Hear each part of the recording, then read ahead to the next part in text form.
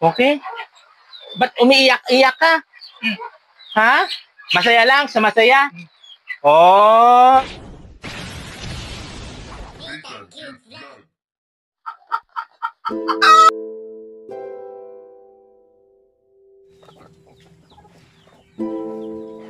Tuwing sasapit ang dapit hapon, ito ang kanya nagiging libangan, ang pulutin ang mga nalalaglag na lantang dahon sa kanyang bakuran.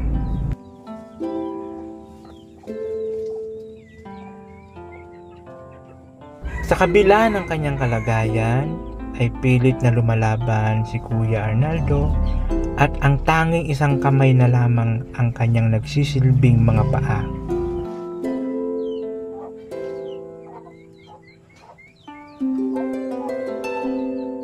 At ito na nga, pagtapos niyang pulutin ang mga nalalaglag na lantang dahon sa kanyang bakuran, ay siya ay bumabalik sa kanyang higaan. Tunghayan natin ang kwento ni Tatay Rolando. Ayan na! Alam nga ba sinasabi ko na? Papunta kami kay Tatay Rolando. Ito na nga, tas umuulan na. Ano ba tulugan na to? Ayan! Bagyo na! Uy! Ay, ano? Hindi ko na yung bahay nila Tatay Rolando. So ayun na mga kababayan, siyempre nandito naman yung lingkod is Pink at dito nga tayo sa kabundukan na kung saan bumabagyo na. At ito nga, may nagpasa lang po ito kay Russell, kay Sagap TV, no? So isang concerned citizen na kung saan pinakita po nila ang sitwasyon ni Tatay Rolando. Tama ako, Tatay Rolando, na kung saan gumagapang-gapang lang po siya sa sahig. So titignan po natin kung bakit nga pala, bakit ganun ang nangyari sa kanya, kung bakit siya gumagapang. So alamin natin ang kwento ni Tatay Rolando kung ano ba, kung inborn or kung ano yung nangyari sa kanya. Tara, samahan niyo ako, girl. Dali, ito na yung bahay nila. Go! Tatay! Hello! Ay. So ayan, dito na tayo ngayon kay Tatay Rolando. Rolando. Ay, hello po, Tay. Kumusta? Ako si Nitan. Okay ka lang? Okay lang? Ako si Nitan po, charity vlogger. So may mga nakapagturo lang sa akin dito. May nakapag-share ng picture mo sa Facebook kay Sagap TV, kaya kami nandito. So kumusta ka man? Ay, di kayo nakapagsalita. Ay, may dala kaming pasalubong para sa iyo.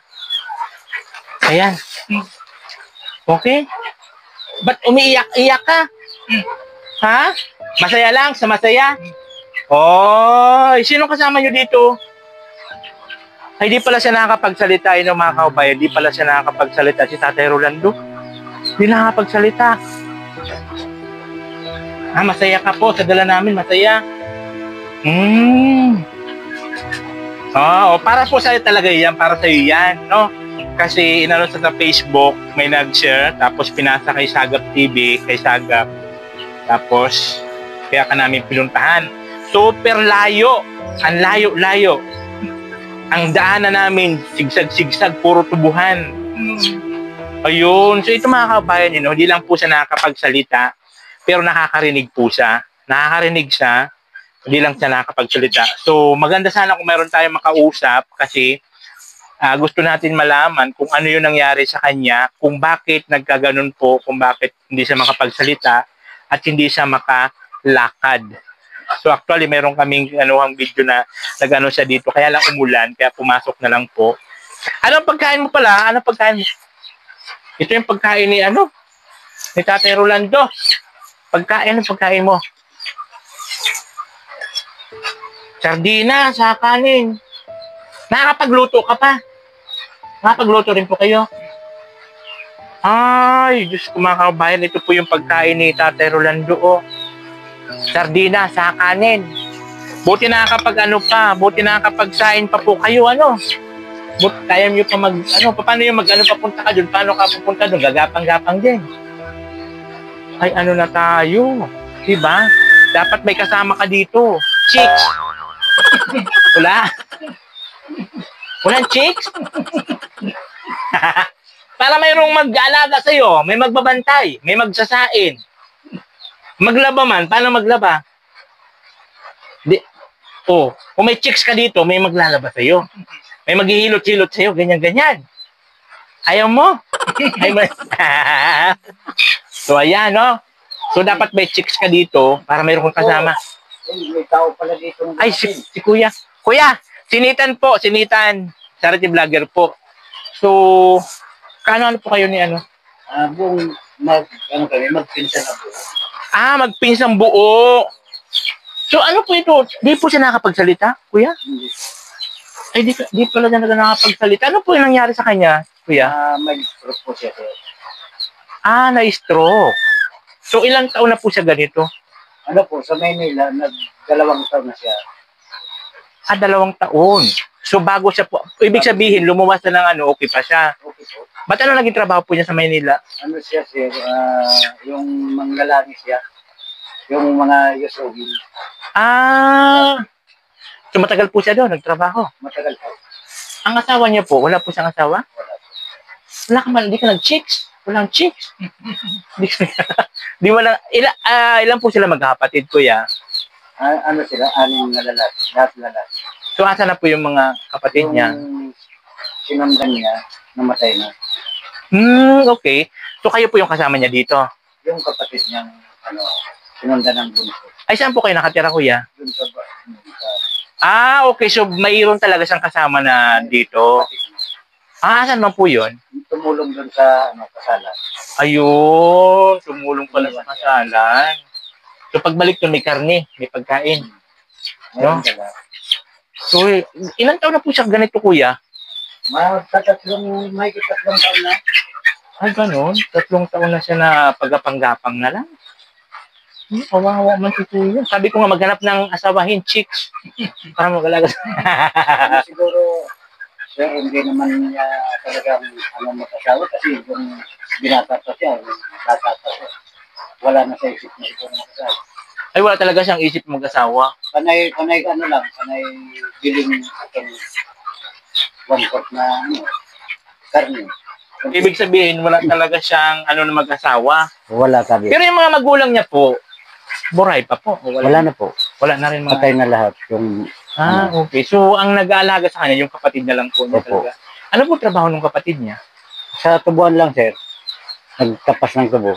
Yun na yung pinakabubuhay niya. Tapos, papakain sa kanya. Pagkain. Ano po yung binata po? Yung kapatid niya? Hmm. Buti na lang po, mabait yung kapatid mo, inalagaan po kayo. Ang maganda po sa kanya, mga kabayan, ay hindi po na-apektuhan ng kanyang pandinig, no? Opo. Yung pagsalita lang. Pagsalita. Yung umikli yung dila niya. Ay. Mahina kasi dumila. Malakas pa dapat, malakas dumila. Dapat ganon para humahaba dila. Hindi umaiksi. So ayan po mga kabayan, nakita na po natin ang sitwasyon ni Tatay Rolando. Ronaldo. Ayan, kung saan, ilang taon na po si Tatay? Ano na siya? 59? Edad mo, 59?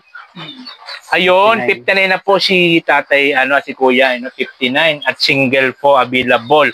Umiksi po yung dila kasi hindi po napapractice nung kapanahonan po na malakas pa siya.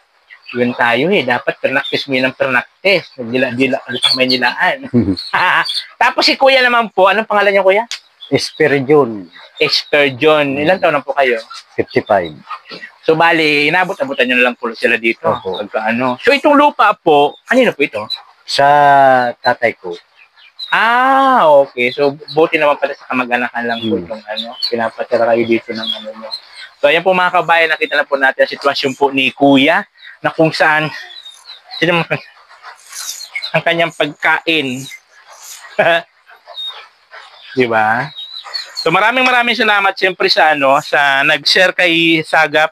Sino 'yon, Sagap? Daniel de los Santos. Daniel? Daniel de los Santos. Si Daniel de los Santos. Siya po yung kilala niyo po 'yon? Siya yung nag-share ng sa Facebook. Una kasing nag-post noon yung pamangking ko galing Dubai. Pinagpuntahan siya dito. Kuhaan siyang picture, pinag-post. Ayun, opo. Ayun, pinarwad lang din ni De Los Santos.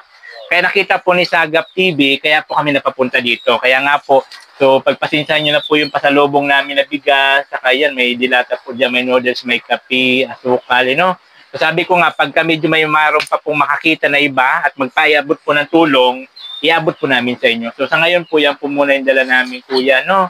Pagpasinsahan nyo na po yan. At yun lang po muna ang ano namin ngayon.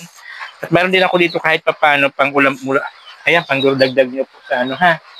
Kahit papaano, so pagpasinsahan nyo na muna yung dala namin. So ayan po mga kaubayan, so sana sa mga patuloy na nanonood sa amin, sa mga hindi nag-skip na, thank you so much po. At siyempre sa mga nag-share ng video, sa mga nagpo-follow, maraming salamat po. So sana mas marami pang mag-share ng blessing na sa gayon po, mas marami pa po tayong matulungan. So ayan po, maraming salamat po sa inyong lahat. Salamat po ha, maraming salamat. So umulan lang po kasi, kaya magpaano muna kami ng ulan. Ang layo po ng lakaran, ang layo ng dinaanan namin, ang layo-layo papunta dito. Diba? Ang kalsada, ang layo-layo. So ayan po kuya, maraming salamat po kuya ha. Thank you so much po. So sa sunod po, pag mayroon pa po magpadala ng tulong, balik po ulit. Ayun po sir. Sige po. Ayun na nga po mga kaubayan. Tignan nyo naman kung saan sana kami nakarating nito ni Russell. Dito buhan naman na to. Kung saan kasi Tatay Rolando. No? Makatanong nga muna tayo. Tatay Rolando. Tay! Kumusta po? Kumusta si Pink Hair? Ito, si Pink Hair. Alam niyo po bahay ni Tatay Rolando? Hindi ko lang. Ay, hindi. Sa iyo po ito? Sa inyo po ito? Hindi. Kung ikipagtabas lang. Nakikipagtabas lang. Ito na yung sa inyo? Ito na yun. Iniipon-ipon pala nila. Iniipon-ipon nila. Tapos, yan na yun. 5 piso po isa. 5 piso bawat isa? So, nakailang ano po kayo? Sa palagay mo, nakailan kayo? Nakasiguro siguro. Ha? 30 siguro. 30, 5 piso, magkano yan? 30 times Ano? 5. Tama ba? 30 times 5. Oo, magkano? 30 times 5. So, hindi po alam ni Tatay Rolando. Ano pa pangalan ni Tay? Tatay Robin. Di alam ni Tatay Robin si ano, kung nasa yung bahay ni Tatay Rolando. Sayang naman no? Pero ganun pa man, bigyan kita ng pang ano mo. Pang 30 pedaso na ano. Ilan ba yung ano mo? 30? Oh, ayan. Ha? Ayan. Sabi ni Mirindalan. Pang merindalan daw. Pang merindalan. So, tara na Russell. Maghanap na tayo doon. Doon pa siguro bahay nyo ni Tatay Rolando. Tara na Russell. Tara na. Nagkano mais. Po? Nagkano mais din. Ay, may maisan dyan. Nag-harvest na mais. Tara na Russell. Russell, tara na. Tara na tayo. Dali. Ang sakit na baga ng ano ko Russell. Ang sakit na baga ng ano ko. Ng puson ko. Sakit na ba akong ihi dito? Dito pwede ako dito ihi. Baka maano ang lubot ko ng ahas.